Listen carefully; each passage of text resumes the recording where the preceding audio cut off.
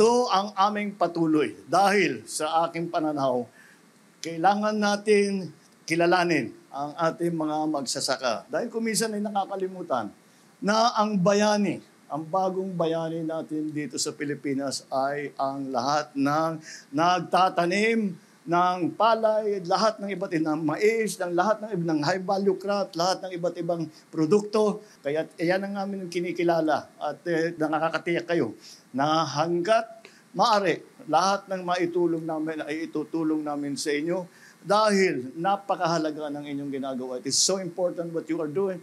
We cannot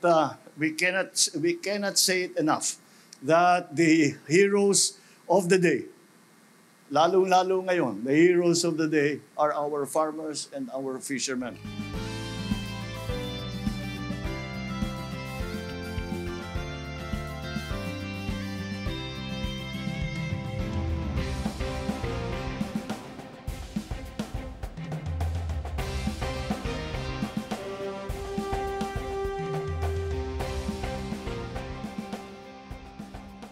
Ito po sir ay karangalan namin bilang taga-Pindig Base Multi-Purpose Cooperative at saka naka-avail ng mga iba't ibang various equipment.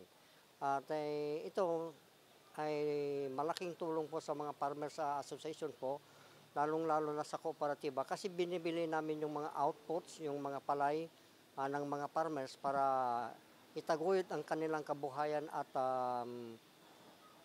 kunin mo yun, imimil namin. Hindi lang pagmimil ang inaabel ang mga farmers dito, kundi yung circulating dryer para matuyo ang kanyang fresh na palay.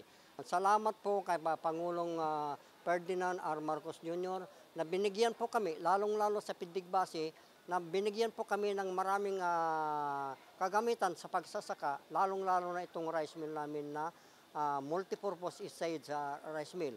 Sana po lahat po yung mga farmers beneficiaries o sa mga sangheras dapat po mabigyan atensyon para maging masagana ang kanyang kinabukasan.